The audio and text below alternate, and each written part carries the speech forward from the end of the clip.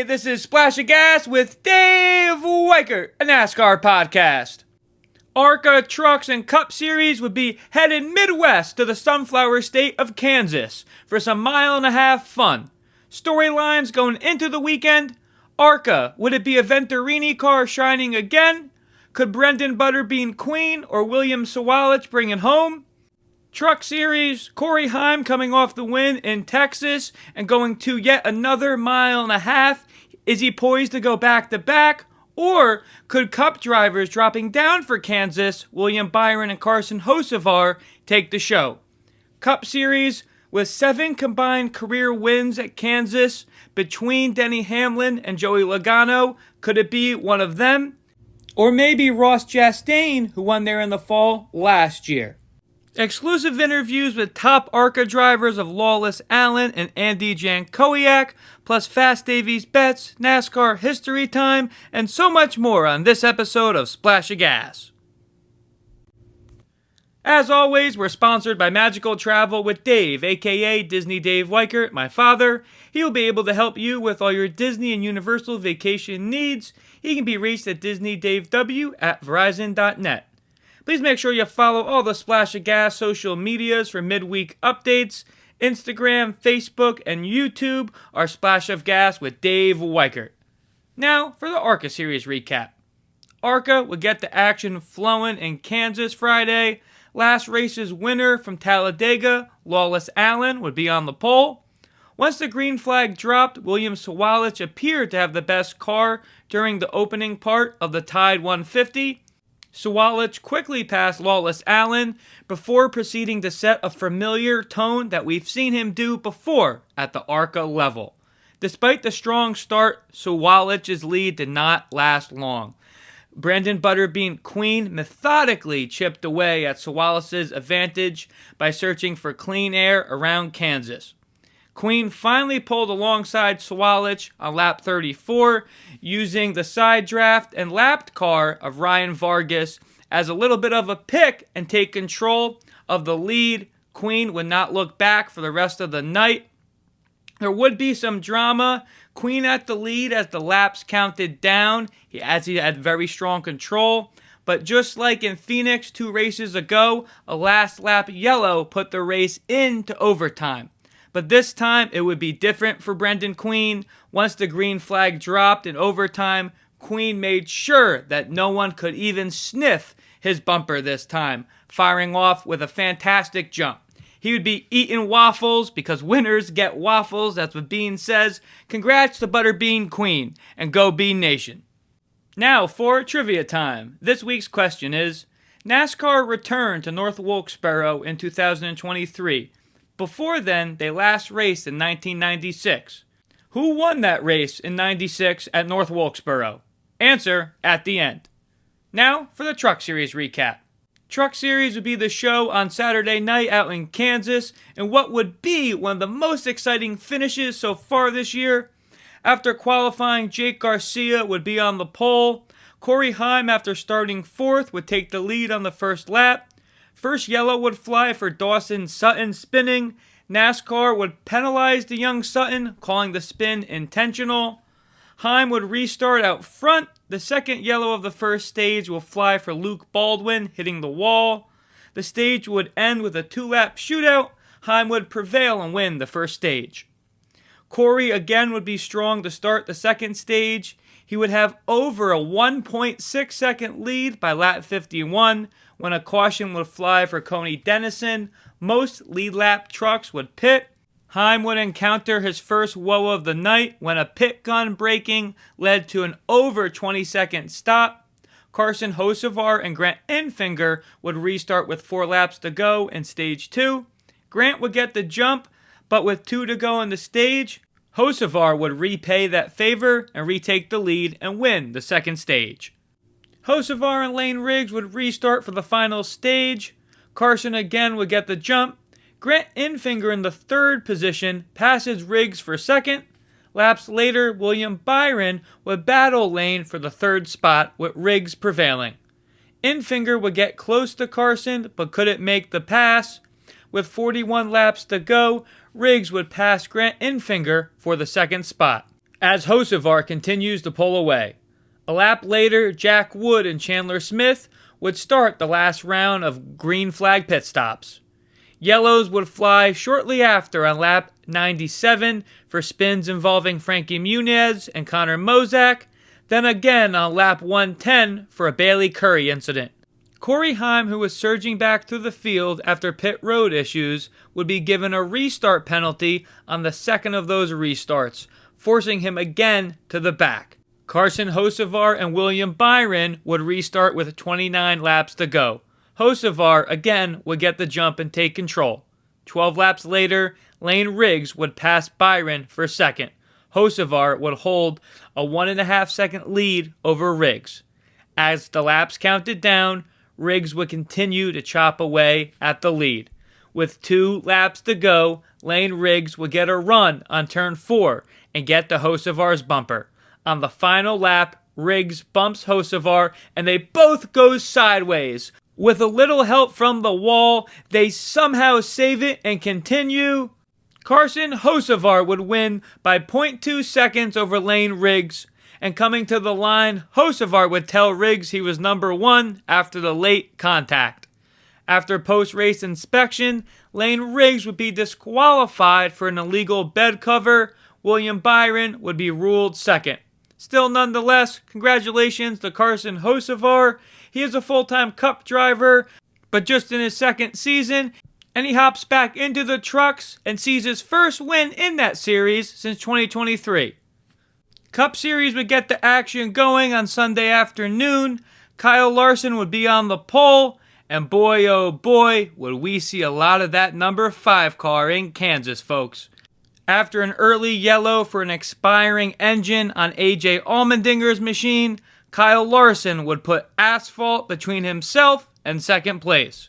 After a pit cycle, Larson would again take control of the lead, cruising to a Stage 1 win over teammate Chase Elliott in second. Stage 2 would stay entirely green and again be all Young Money Larson. After pitting from the lead on lap 127, Kyle would retake the lead 4 laps later. Larson would be contested by Elliott at the end of Stage 2, but it wouldn't be enough. Kyle Larson wins the second stage. With his win in Stage 2, Kyle Larson has now led over 10,000 laps at the Cup level, becoming the 21st driver to do so. Chase Elliott and Kyle Larson would restart on the front row for the final stage.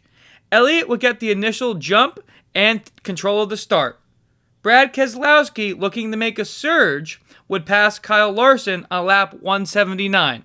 16 laps later, he would blow a right rear tire and end up in the wall. This would trigger 3 more cautions involving Ty Dillon, Cody Ware, Daniel Suarez, Kyle Busch, Corey Heim, Justin Haley, Eric Jones, and Bubba Wallace. Larson and Christopher Bell start the pack up the green on the restart on lap 219. Kyle Larson again would put the pedal down. With 26 laps to go, he would have over a 1.5 second lead over Bell. No more cautions would fly. Bell would chip some time away, but it would just not be enough. Kyle Larson is victorious in Kansas.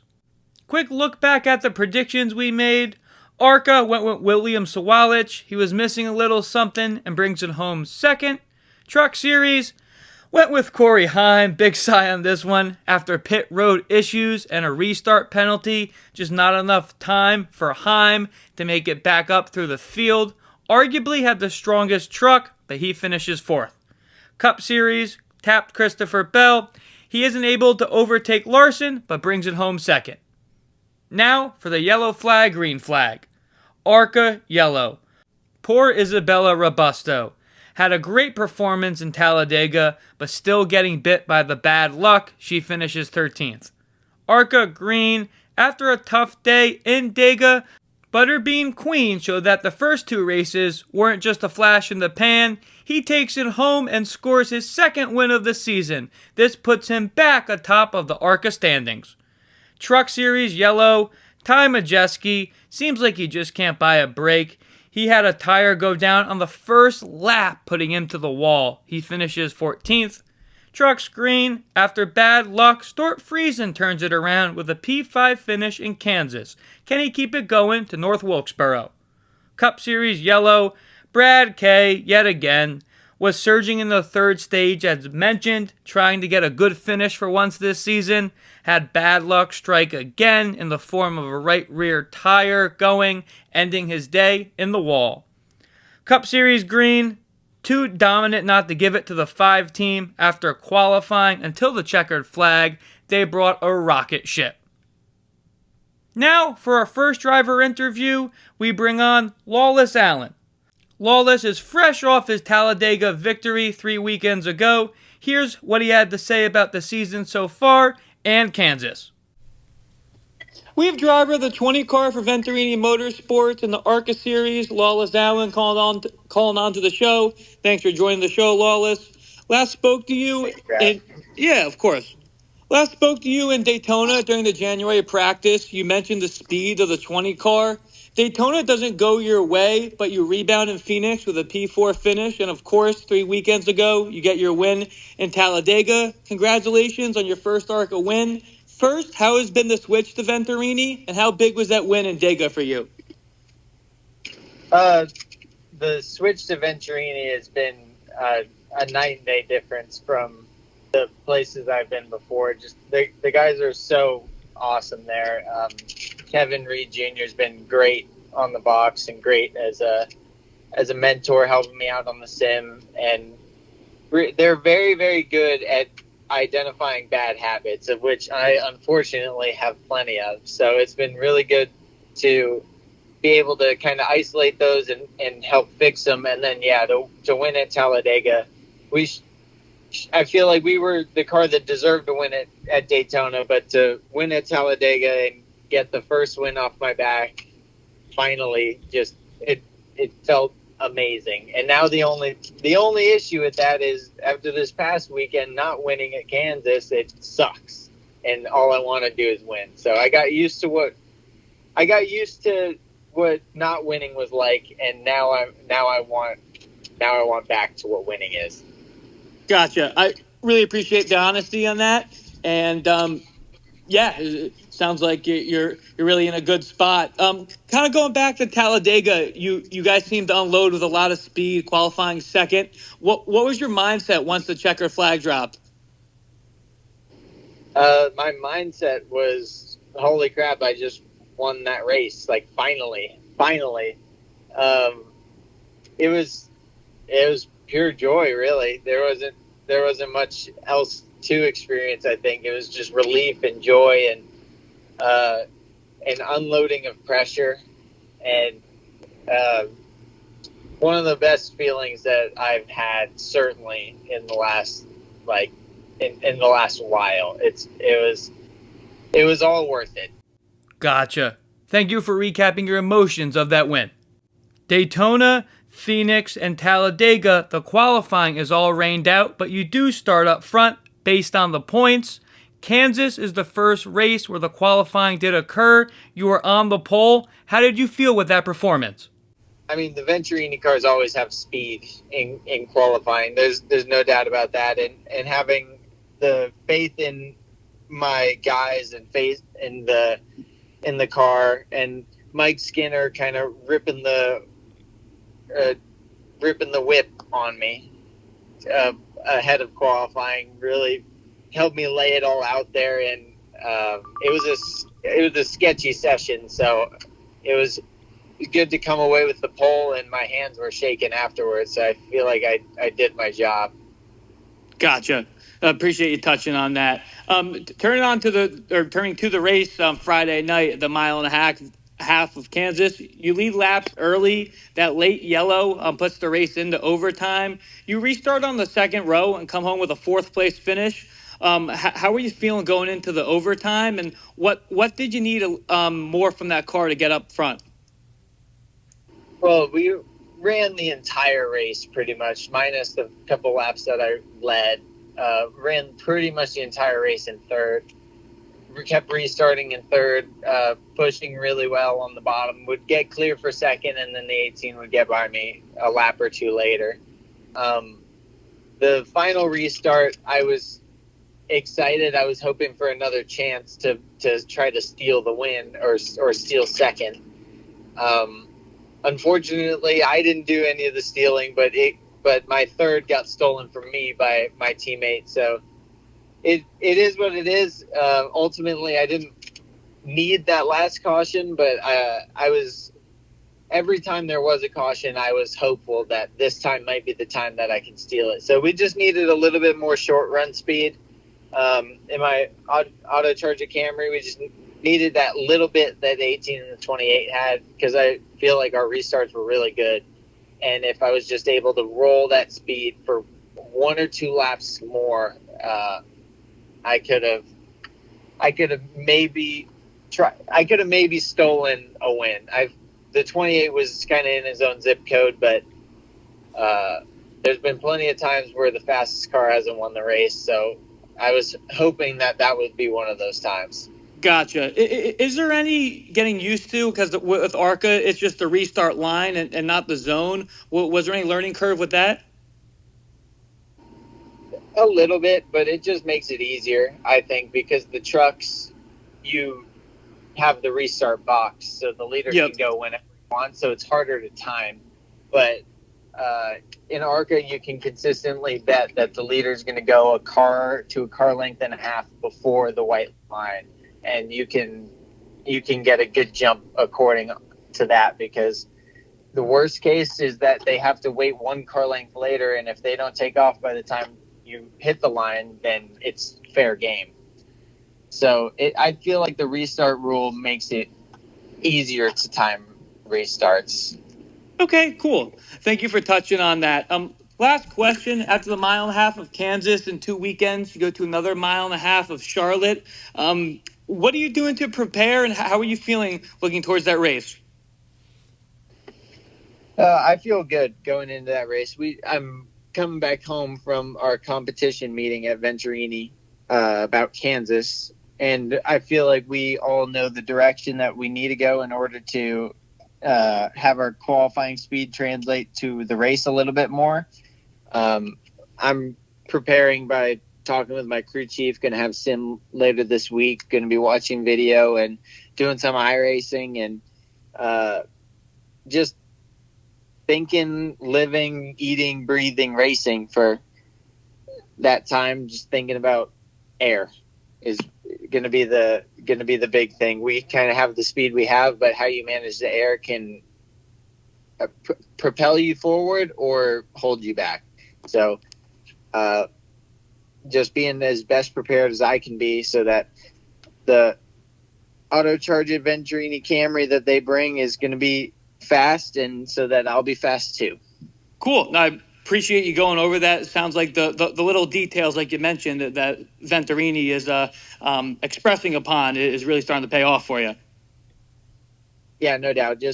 And when you're with an organization like Venturini that's pedigrees on winning, their only goal is to win, it elevates it. Everybody elevates each other, because you're only there if you want to win. So you're doing the little things that is required, and your team sees you doing that, so they do it, and then you see the team doing it, so you do it, and it lifts everybody up.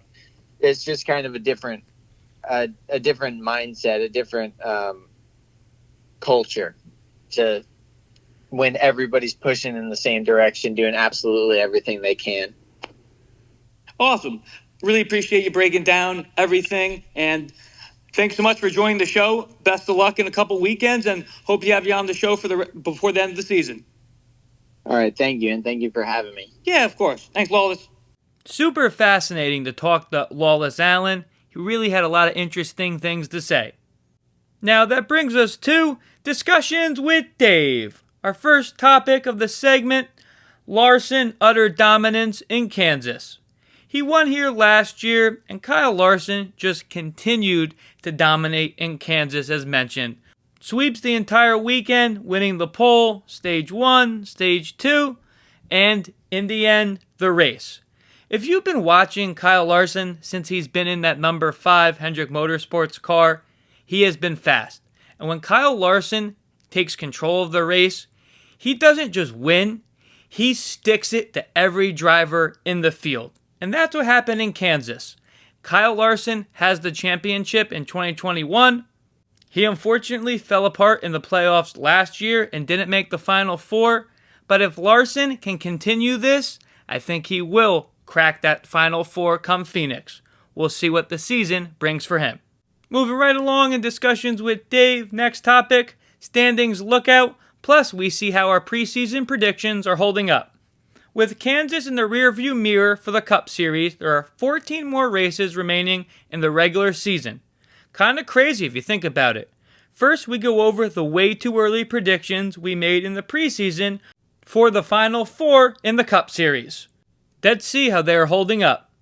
Number 5, Hendrick Motorsports Chevy, Kyle Larson, currently second in the standings and has wins in Miami, Bristol, and now in Kansas. Still poised to make the playoffs in my book. 20 for Joe Gibbs, Toyota, Christopher Bell. First in the standings, he rattled off 3 wins in a row at the beginning of the season. Still think the Joe Gibbs driver will be there come Phoenix. Chase Elliott in the number 9 Hendrick Chevy. No wins yet for Chase this year, but it's still been fruitful for him as he sits 8th in the standings currently. Slightly concerned about Phoenix, but he will be in the playoffs, I believe, and can be there for the finale if they can continue to keep up what they've been doing this year. Number 12, Team Penske, Ford, Ryan Blaney, the lowest in the standings of the 4 currently in 10th. About the same concern level as Elliott for making Phoenix for Blaney, but he should have a win before the playoffs, especially after that P2 finish in Texas. In hindsight, maybe having William Byron in place of Blaney or Elliott might have been a better payout, but happy with how my preseason predictions are currently looking. Now let's take a look at the current Cup Series standings for the playoffs. We start off Christopher Bell up top, followed by Kyle Larson, Denny Hamlin, William Byron, Joey Logano, Austin Cindric, Josh Berry, Chase Elliott, Tyler Reddick, Ryan Blaney, Bubba Wallace, Alex Bowman, Ross Chastain, Chris Buescher, Chase Briscoe, and in the 16th spot, Ricky Stenhouse Jr. Then the NASCAR Cup Series playoff cutoff line. Of those 16, really not too many surprises, of course. Christopher Bell, Kyle Larson, Denny Hamlin, William Byron, really the 4 hottest drivers this year up top. Expect that. Then in the middle, you got Josh Berry. He won a race this year. Austin Cindric just rattled one off in Talladega. Chase Elliott is the first of the non-winners, followed by Tyler Reddick, Ryan Blaney, Bubba Wallace. Really kind of expect that thick group of guys to be in the playoffs.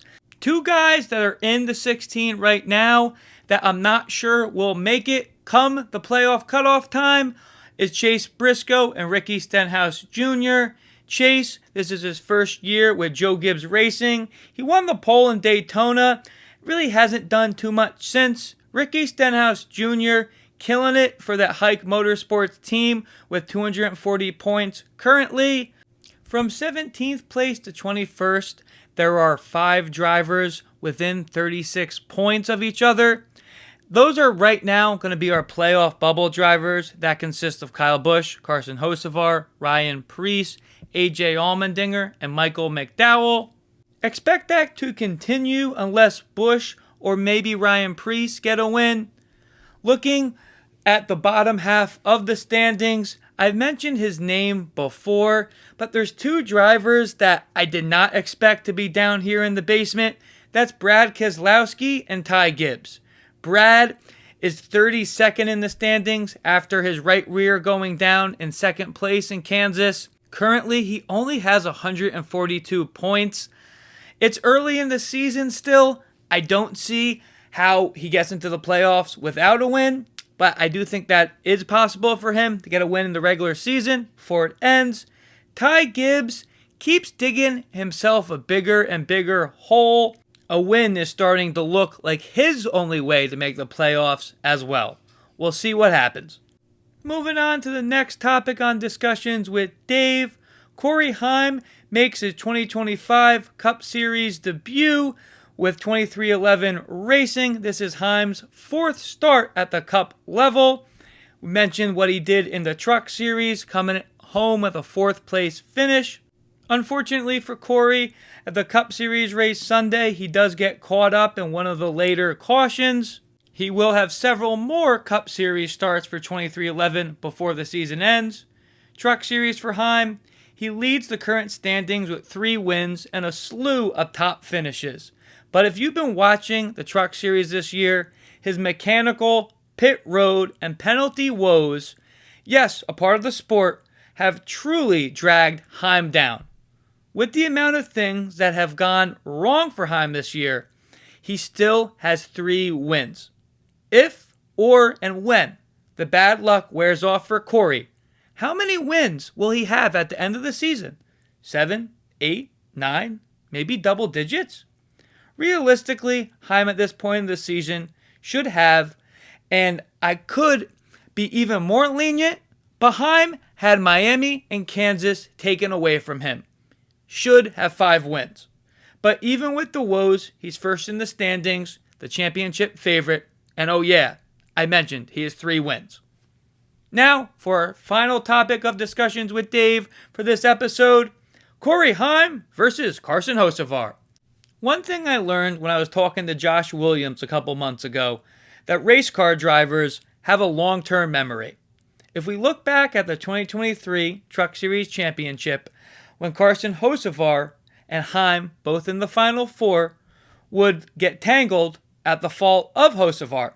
Now, fast forward to Kansas, Carson gave the media praise of Corey Heim, saying he is looking forward to racing him on Sundays at the Cup level.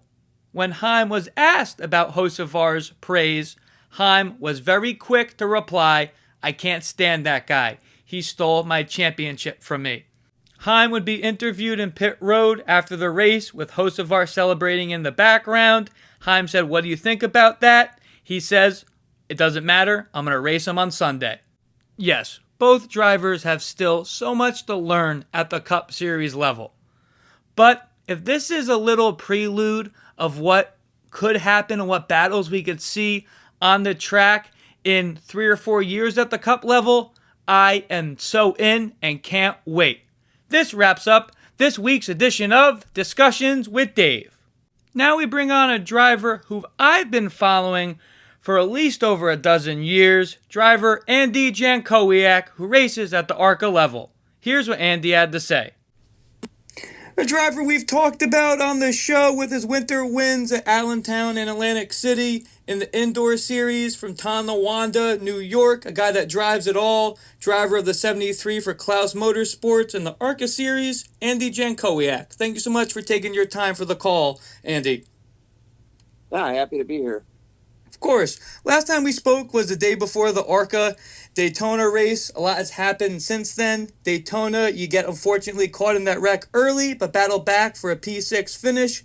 After finishing a couple laps down in Phoenix, you rebound with a P4 finish in Dega. How were you honestly feeling going into Kansas? We felt good. It was our first intermediate one, and we had wrecked that car in the fall, Kansas. We got Corey Dade, and we were putting it back together, and so it was a little bit of a grind getting the car done, but we got her all fixed up, and might have lost just a touch of speed from where we were last year, we thought, but the car had really good short run speed, so we had some good bursts there, and probably, if the first run we kind of faded a little bit, and the second run I felt like the crew made good adjustments, and I did a better job managing my tires with the help of TJ Majors, our spotter, and I felt like we were in sixth, but we were catching fourth and fifth in a hurry. That we probably, if the race would have ran green, we probably would have ran fourth or fifth, somewhere in there for sure. But we had a caution, and then didn't get a good restart after the caution. The track got slick, and we had a first gear restart transmission, and I was spinning the tires a little bit there. So I set us back on a couple of them restarts. So that was a little unfortunate, but we were in fifth on the last lap, and another caution came out, and they did an overtime restart there, and we got pinned on the bottom there a little bit and ended up 6th. So would have liked to get a top 5 for it, but certainly we were kind of looking at it and figuring we got to probably find a little bit of speed here to get up to those top 3, because those top 3 cars, like you mentioned, you talked to Lawless earlier, they were they were pretty quick, so we got a little work to do to catch them guys. Hey, 10-4. Appreciate you breaking down the race. Kind of stole my next question. You were in the 5th spot for most of that first part of the race. You had that yellow on lap 48 help you stay on the lead lap. As you just mentioned, 3 cautions late and that overtime restart. Saying you were struggling with the restarts. When the checkered flag came, how did you feel? The car was in one piece, and we were kind of battling for a top 5 there, and for a small team, the top 5s, that is a good boost going into the next race. So I was a little disappointed that I wasn't able to get the job done and get us top 5 there at the end. But all in all, the car was in one piece, and I think if we finished 5th or 6th, I think we all kind of knew we had a little bit of work to do to find a little bit more speed for next time, and car a little bit of a tight condition, so we knew we probably had to work on a couple things before Charlotte, but all in all, car was in one piece, and when you can spend 2 weeks kind of massaging the car and working on some setup stuff, that always helps. 10-4. Appreciate that insight. You're currently sitting 4th in the standings after 4 races of a 20-race season. How are you going to get the 73 to contend for a championship towards the end of this year? It's not our plan to run the full season as of the moment. We're looking for some sponsorship help if we were going to do that. But gotcha. We're definitely going to the next 2. If we were leading the points after Michigan, I don't know that the ownership group at Class Motorsports would look at it differently or not. That would be a judgment call for sure. But certainly with some sponsorship help, I know it's something that we take a look at. So we kind of had a plan going into it. We were going to run the first 6 plus Rockingham, which is an East race. So technically Michigan will be our 7th race. And we kind of prioritized our sponsorship budget towards those races. So, we'll kind of make an assessment and see. We do have a car that could go to, I think Berlin's the week after. And then I believe they go right up to Elko. And then our road course car is pretty well intact too. So it's actually 4 weekends in a row they're running. So it's a pretty grueling schedule, and certainly with us being a smaller team, there would certainly be a chore. But if we're leading the points, who knows? 10-4. No, totally get it. Obviously, going against bigger teams, even in the ARCA series. So appreciate it. Like we saw in Daytona, you were working on the car yourself. So it's really cool to see a smaller team like Klaus and especially a driver like you be at the top of those standings for sure. Charlotte in 2 weekends, like Kansas, is another 1.5 miles. Any goals for Charlotte?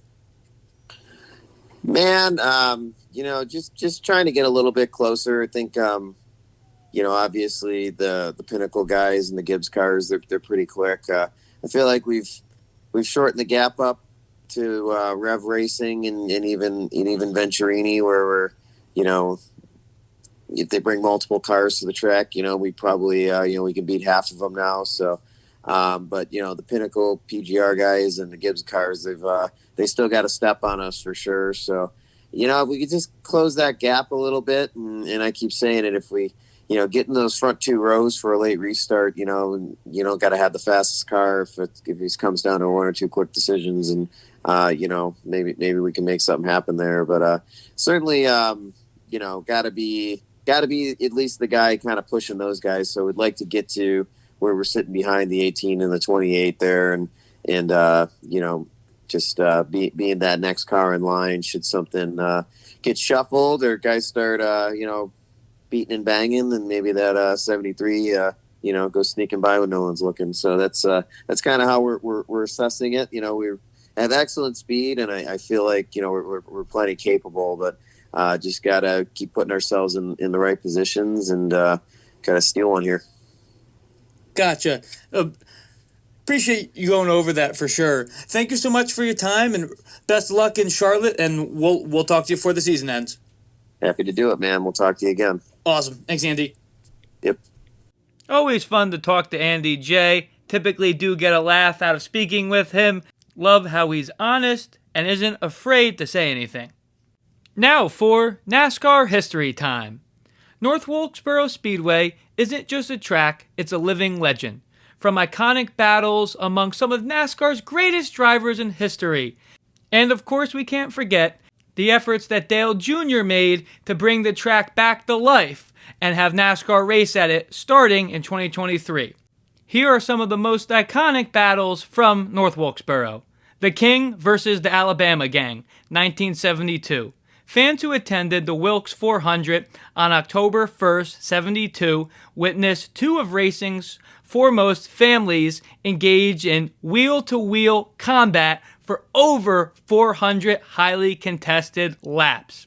The King, Richard Petty, and Bobby Allison, co-founder of the Alabama Gang, engaged in one of the most intense battles in NASCAR history, with Allison leading a race-high 239 laps, but Petty emerging victorious over one of his most accomplished foes.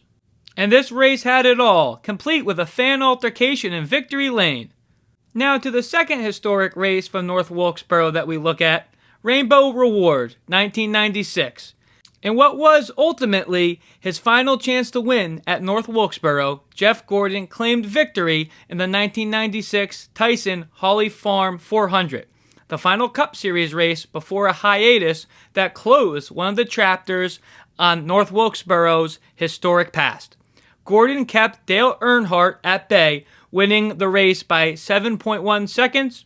While Earnhardt was left to rue another close call at Wilkesboro, the seven-time champion still collected 5 Cup Series wins at the track in 86, 87, 89, 91, and 95. That wraps up this week's edition of NASCAR History Time. Now for the format for North Wilkesboro Speedway. This season's format will again feature 2 heat races to set the Cup Series All-Star Race starting lineup and the 100-lap All-Star Open, plus an extended 250-lap main event. In addition to a longer All-Star Race, several new aspects will debut, including a manufacturer showdown, a promoter's caution, modifications to open qualifying, and pit crew challenge eligibility. All eyes will be on the stars of the sport as they take on these new elements at the historic .625-mile track in the annual exhibition. Now for the drivers to look out for North Wilkesboro in the Truck Series. Daniel Hemrick in the 19 truck, won at the paperclip of Martinsville, should be a contender on the short track. Corey Heim, he won this race last year. Listening to him last week, I think he's hot about these wins slipping by. Can Heim deliver? Lane Riggs, though disqualified after inspection, did cross the line in Kansas second. He brought it home third last year in Wilkes County. Can he make it a win? Grant Infinger has been heating up recently, and the Truck Series veteran was second behind Corey Heim last year. Grant should be a threat. Kyle Busch will be back in the trucks for North Wilkesboro. He's always dangerous. Don't count out Tyler Ankrum and another Sly veteran, Stuart Friesen, who was 5th in Kansas. Now the drivers to look out for the Cup Series All-Star Race. Even though the All-Star Race is not a points-paying race for the Cup Series, the drivers will have their elbows out for a big payday at one of the birthplace of NASCAR. We know the fireworks that we saw last year between Ricky Stenhouse Jr. and Kyle Busch. What will happen this year? Logano won the race last year, but gotta highlight the short track ringers of the Cup Series. First, Denny Hamlin, Kyle Larson, Ryan Blaney, Ross Chastain, and Chase Elliott should all be front runners at Wilkesboro. But don't count out Chris Buescher and William Byron. Now for Fast Davies bets. Truck Series, give me a top 10 for Daniel Hemrick. Cup Series, Chris Buescher, top 3 should be solid odds as well.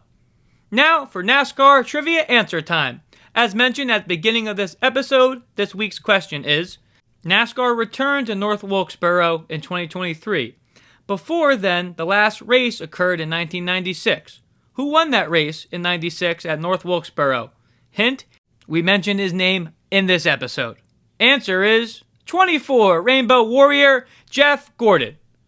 Predictions for North Wilkesboro, Truck Series, give me Lane Riggs. Cup, Give me Hamlin. He was second here last year after Joey Logano led all but one of the 200-lap race last year. This year they expanded it to a 250-lap race. I think the extra laps will help Hamlin win the All-Star race. As always, we're sponsored by Magical Travel with Dave, aka Disney Dave Weichert, my father. He'll be able to help you with all your Disney and Universal vacation needs. He can be reached at DisneyDaveW@Verizon.net. Please make sure you follow all the Splash of Gas social medias for midweek updates. Instagram, Facebook, and YouTube are all Splash of Gas with Dave Weichert. I will be at North Wilkesboro Saturday covering the truck race, so please check out my social medias for on-track updates. Hope everyone has a great weekend. Till next time, everybody. Splash of Gas out.